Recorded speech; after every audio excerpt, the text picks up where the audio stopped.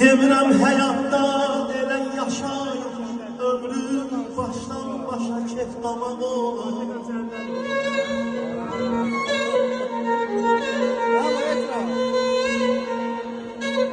Deyirəm həyatda daşla daşıyım, təki bu dünyada canım sağ olar.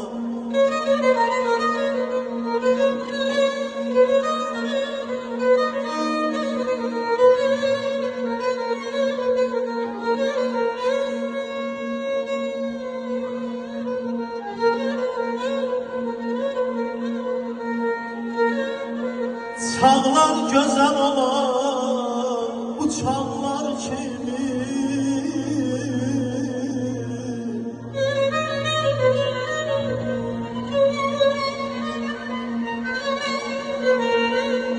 Çağlar gözəl olan ay qardaş bu çağlar kimi təbimdə qaynayan bulanlar kimi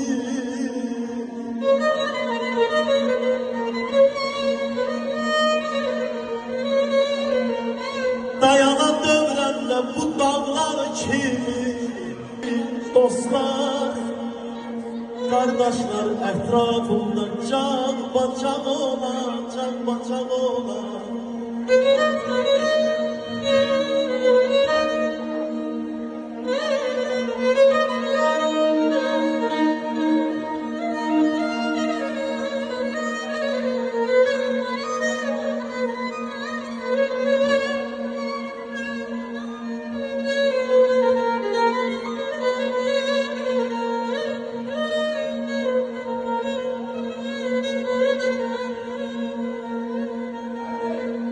Ben de gül bitiren günler içinde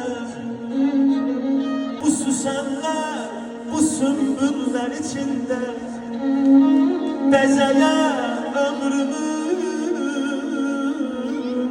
aman aman aman aman ay canım beziye ömrümü eller içinde Evlatlar ay Allah gözüme çılçılak ola, çılçılak ola. Bəhmənəm ömrümü bəziyə illər, gələ bir-birindən gözəl fəsillər.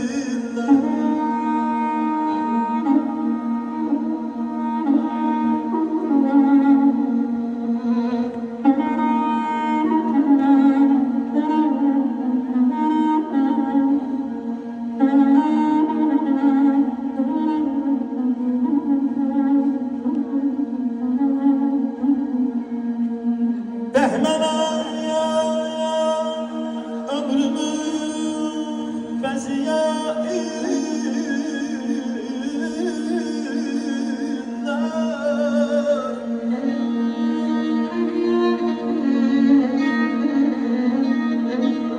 Gelen birbirinden güzel fəsillər Hem demin bu eller Hem demin bu vətən Ürəyim eller Gençerik al güneş arkamdan ola aman aman aman hey hey hey hey benim kara gözlüm hey benim şirin sözlüm kadın belalım körüm kamaralım kadın belalım körüm kamaralım ayrılığından koymasan